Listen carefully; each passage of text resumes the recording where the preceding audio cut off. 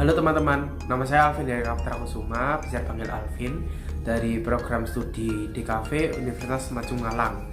Di sini saya akan menjelaskan kepada teman-teman semua apa sih DKV itu. DKV adalah sebuah cabang desain yang menerapkan cara komunikasi secara visual. Nah, jadi desain itu biasanya kan kita mengenal desain itu sebagai sebuah gambar kayak logo seperti itu kan. Nah, kalau di DKV ini bukan hanya sebuah logo atau gambar saja, cuman terkadang kita juga melibatkan kata-kata ataupun teks, jadi kayak tipografi. Nah, DKV sendiri ini adalah sebuah singkatan sebenarnya. Nah, panjangan dari DKV ini adalah desain komunikasi visual. Cakupan dari DKV sendiri itu sebenarnya cakupannya itu ada banyak ya, cuman saya sebutkan beberapa yang penting saja yang pasti diajarkan di ilmu DKV. Yang pertama desain grafis, kemudian desain multimedia, foto atau videografi, game design, dan yang terakhir animasi.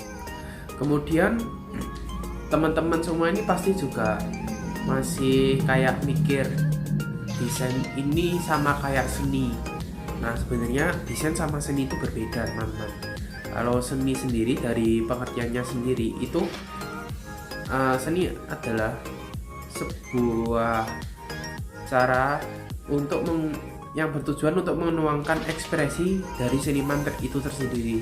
Jadi nggak ada tujuan pasti, cuman ingin menuangkan ekspresi, menuangkan perasaan yang sedang dirasakan oleh seniman itu sendiri. Sedangkan kalau desain adalah seni yang digunakan untuk tujuan tertentu, seperti mengkomunikasikan sesuatu dalam bentuk visual. Nah, jadi kayak ada tujuannya. Oh, kita gambar ini untuk apa? Kita mau kayak mungkin mengajak orang lain, kayak persuasif gitu melalui desain. Kemudian apa yang dipelajari ketika kuliah di DKV? Saya sendiri kan masih menempuh semester 1 ini. Jadi yang saya pelajari selama ini sesuai pengalaman saya mempelajari beberapa ilmu dasar yang untuk DKV itu ilmu basic lah, kita harus menguasai. Jadi kayak ilustrasi, kayak terus nirmana itu dan lain-lain ya, itu kita pelajari di semester 1. Jadi kayak kita misal suka gambar nih, kita suka gambar tapi kita belum ada basic untuk melanjutkan kayak ilmu DKV gitu. Nah, teman-teman jangan khawatir, jangan takut untuk ngambil program studi DKV, karena di program studi DKV ini di semester awal juga kita diberikan basic-basic untuk ilmu DKV. Itu kita juga dikasih basic ilmu kayak komunikasi. Nah, namanya sendiri kan desain komunikasi visual. Jadi kita harus belajar bagaimana mengkomunikasikan desain kita kepada orang lain agar orang lain ini dapat mengerti. Nah, jadi di komunikasi, kalau saya kan kuliah di Maju. Nah, di Maju sendiri kita dapat 2 pelajaran bahasa. Yang pertama bahasa Inggris, tentu saja kan bahasa internasional ya. Kita juga harus mempersiapkan itu. Kalau misal kita dapat klien yang dari luar negeri gitu kan, kita jadi bisa bahasa Inggris, bisa mengkomunikasikan. Dan yang kedua adalah bahasa Mandarin.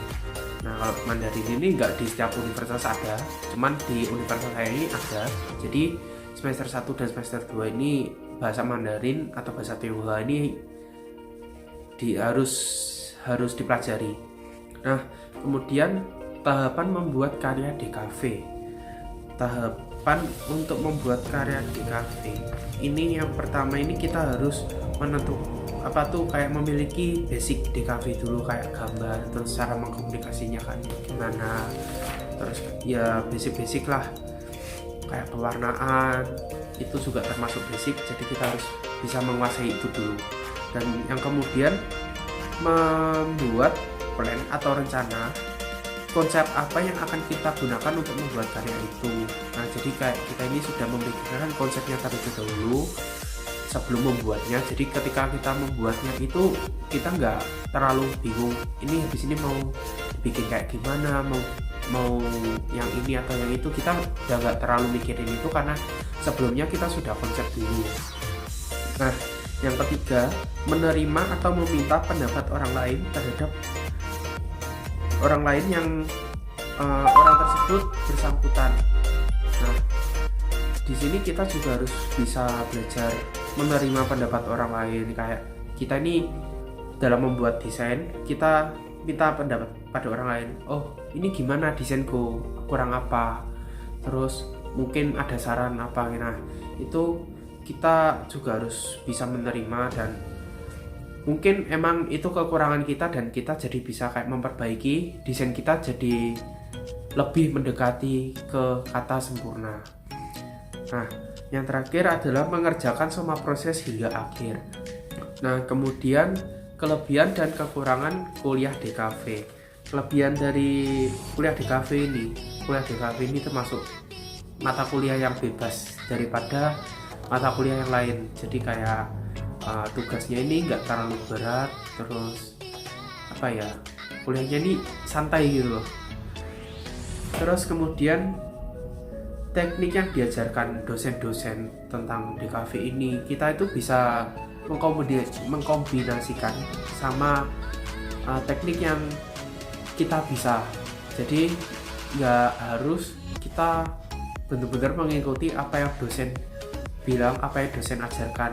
Itu cuman dosen mengajarkan kita itu cuman kayak memberitahu, oh ini loh ada teknik kayak gini, ini ada teknik simple kayak gini. Kalau misalnya nggak bisa, kita juga bisa mengkomunikasikan sama teknik yang kita sendiri, yang kita bisa. Nah, kemudian cakupan kerja yang dimiliki oleh DKV ini setelah lulus dari kuliah, cakupan kerjanya ini juga cukup luas. Jadi nggak perlu kayak khawatir nggak dapat kerja, pasti dapat karena cakupannya cukup luas. Nah, untuk kekurangannya sendiri ya tau lah, kalau anak DKV emang kayak kurang tidur gitu, terus membutuhkan gadget yang bisa memadai sih, kayak laptopnya speknya ini harus sesuai sama yang dibutuhkan untuk desain, dan itu cukup tinggi karena speknya cukup tinggi karena untuk kayak rendering gitu juga berat. Terus kemudian jadi kita harus mengeluarkan uang yang lebih untuk kuliah DKV ini, kayak dari hal yang kecil kayak pensil itu beli juga mengeluarkan uang kan, terus kayak cat, terus kayak kanvas, kertas, dan masih banyak lagi yang dari kecil-kecil aja sudah mengeluarkan cukup banyak uang. Apalagi untuk yang kayak semester berikutnya kayak fotografi, kita butuh kamera, butuh komputer atau laptop ya kayak gitu. Terus tips dan trik kuliah DKV.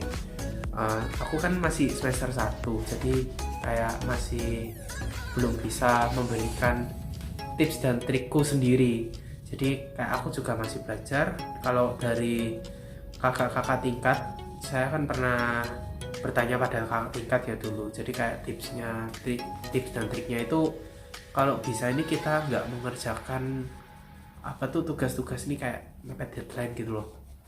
Jadi kayak nggak ditunda-tunda, soalnya tugasnya ini sebenarnya nggak terlalu berat, cuman yang bikin berat itu karena kita menunda mepet deadline SKS gitu. Jadi kayak kok rasanya berat ya gitu. Jadi jangan menunda-nunda pekerjaan. Terus ya kalau kita itu kayak semester 5 depan itu kan kita dibagi lagi sesuai kayak 5 penjurusan. Itu kayak ada desain grafis, fotografi, ilustrasi, animasi, dan videografi. Itu jadi kita kayak milih mau masuk yang mana. Jadi kayak sesuaikan aja sama bakat dan minat kalian ya. Kalau misalnya mau fotografi ya ambil fotografi aja, jangan ambil animasi atau mungkin yang lain gitu sih. Oke, cukup sekian dari saya. Terima kasih.